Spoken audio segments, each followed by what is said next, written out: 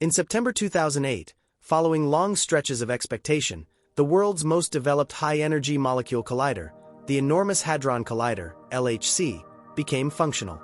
Worked by the European Association for Atomic Exploration, its development was careful. Throughout the long term, the LHC has fundamentally improved how we might interpret the universe. Be that as it may, a new improvement has perplexed physicists. In the wake of escalating the LHC to its most extreme light emission, CERN scientists distinguished a surprising and exceptional result.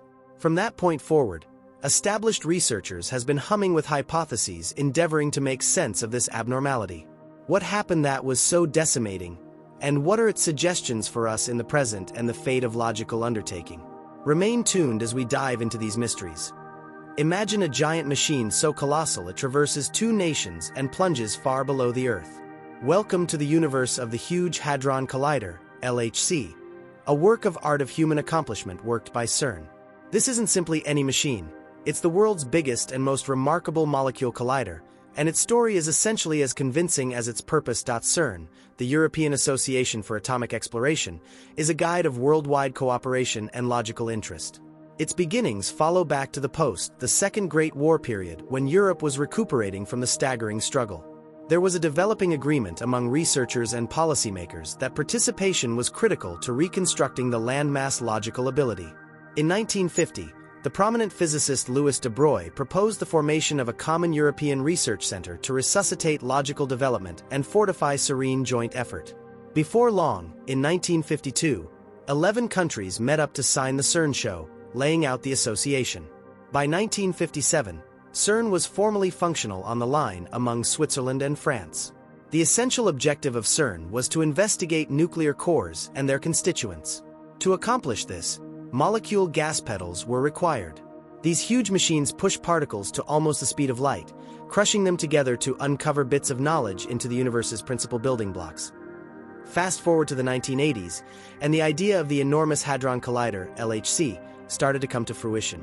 As the desires of researchers developed, so did the requirement for an all the more impressive machine to test further into the secrets of issue. The LHC was imagined as the world's biggest and most remarkable atom smasher, bragging a 27-kilometer ring superconducting magnets and identifiers. Development of the LHC started in 1998 and was a designing wonder by its own doing. Arranged 100 meters underground, this monster ring required joint effort from a huge number of researchers and designers from around the world. It required 10 years to finish, and in 2008, the LHC was prepared to start its molecule crushing journey. But why so profound? Indeed, besides shielding the collider from the rest of the world, the profundity cunningly dodges the tough territory of the Jura Mountains. By doing this, there was compelling reason need to dig a monstrous vertical access, setting aside a lot of cash. All things considered, who'd need to purchase costly land on a superficial level when there's adequate space below. But what precisely does this monstrous underground ring do? In 2010, it accomplished its very first molecule crash at a fantastic energy level of 3.5 tera-electron-volts per bar. To place that in setting, it was north of 3 times the past world record, and that was only the start. After certain overhauls, it presently flaunts a much more great 6.5 tera-electron-volts. Envision 2 light emissions dashing at almost the speed of light and afterward impacting. That is the LHC for you. It has 4 explicit places where these fast particles meet and impact. Around these focuses, 7 finders enthusiastically anticipate. Each is intended to notice and unwind various peculiarities coming about because of these crashes. More often than not, the LHC crushes together proton radiates. However, 1 time per year, for a whole month, it moves its concentration to weighty particles like lead. It resembles the machine's exceptional yearly event. Now you may be thinking, why go through this difficulty?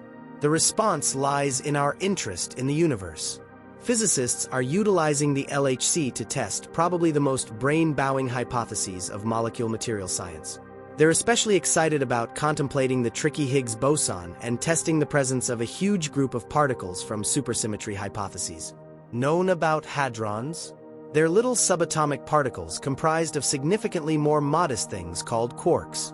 Picture them as the structure blocks of protons and neutrons. The LHC is named after these in light of the fact that it impacts them to create results. Large numbers of these results exist just briefly and can't be concentrated on differently. So every time there's a crash in this enormous underground ring, it resembles a small, huge explosion.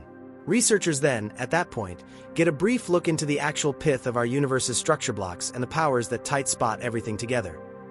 Built somewhere in the range of 1983 and 1988, this underground passage is an enormous 3.8 meters wide, safeguarded by concrete. Over the ground, there's a design loaded up with fundamental gear. Envision a room loaded with complex control gadgets, blowers, ventilation stuff, and cooling frameworks.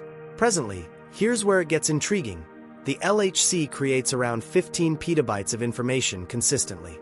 That is a huge measure of data to deal with. It prompted the making of a worldwide processing framework fabricated particularly for the LHC. This organization is a tech wonder in itself. The LHC's essential mission is to reveal the mysteries of a strange molecule called the Higgs boson. This molecule resembled a phantom. It was anticipated by researchers yet had never been seen. It was so tricky in light of its high mass. The LHC, with its strong capacities, planned to create a few of these Higgs bosons consistently. It resembles laying out a snare for an interesting animal that many accepted existed yet had never been gotten. What's more, the LHC didn't stop at that. Other than chasing after the Higgs boson, it investigated other weird areas of material science. It looked for supersymmetric particles and other concealed marvels of the universe. However, it wasn't all going great. Not long after it began in 2008, the LHC confronted a huge misfortune. A magnet breakdown harmed many pieces of the collider, postponing its examinations for north of a year. Be that as it may, when it continued its activities somewhere in the range of 2009 and 2013, the LHC made a few earth-shattering revelations, including at last recognizing the subtle Higgs boson. After its first fruitful run, the LHC went into hibernation for updates, stirring up in 2015, prepared for additional experiences. Its subsequent run endured from 2015 to 2018, trailed by a respite until it rebooted in April 2022. Presently, with an improved bar energy of 6.8 TeV, this machine's third run is set to enamor us until 2026, but something phenomenal occurred on July 7th during its third run. Envision Earth's attractive field as a defensive air pocket all over our world. On that day, a strange break showed up in this air pocket.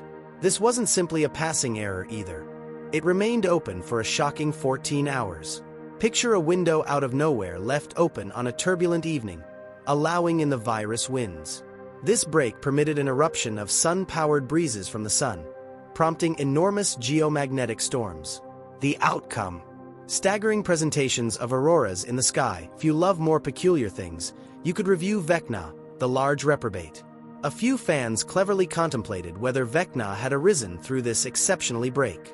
While that stays a perky hypothesis, the visual treat from the auroras was undeniable. But for what reason did this break frame? The offender is known as a co-pivoting connection district, CIR. From the sun CIRs are huge plasma structures made when various rates of sun-oriented breezes associate. Envision two waterways, one sluggish and one quick, converging into a wild cascade. These CIRs, alongside different peculiarities like coronal mass launches, are flung from the sun towards Earth.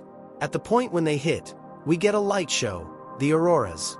In the early long periods of July 7th, such a CIR crash prompted a drawn-out geomagnetic storm. The Public Maritime and Barometrical Organization, NOAA, even noticed that this tempest was supercharged by a previous coronal mass launch. Would it be advisable for us to be stressed over these CIRs? Specialists console us with a firm no. World's attractive field, our defensive safeguard, regularly experiences such disturbances. These normally pass rapidly. Be that as it may, ongoing occasions show they can wait for quite a long time. Envision residing in a house during a tempest with a window that at times gets stuck open. While the majority of the tempest is kept out, some water could demolish the sofa. Additionally, while our attractive safeguard diverts most space storms, some energy sneaks in. This can incidentally unleash destruction with our satellites, radios, and power systems. In 2003, Harold Fry contrasted our attractive safeguard with a drafty house. Most tempests are kept out, yet periodically, some energy escapes everyone's notice. once in a while enough to make a scene overhead or wreck with our tech. Luckily, there were no ensuing radio power outages or blackouts. All things being equal, this huge occasion brought a stunning treat for the inhabitants of Canada and the US, terrific auroras. Yet, there's something else. Researchers have given us access on confidential. The sun is turning out to be more dynamic. Truth be told, it's showing more movement than they expected for this time in its cycle. What's the significance here for us? Basic. In the event that you've of all time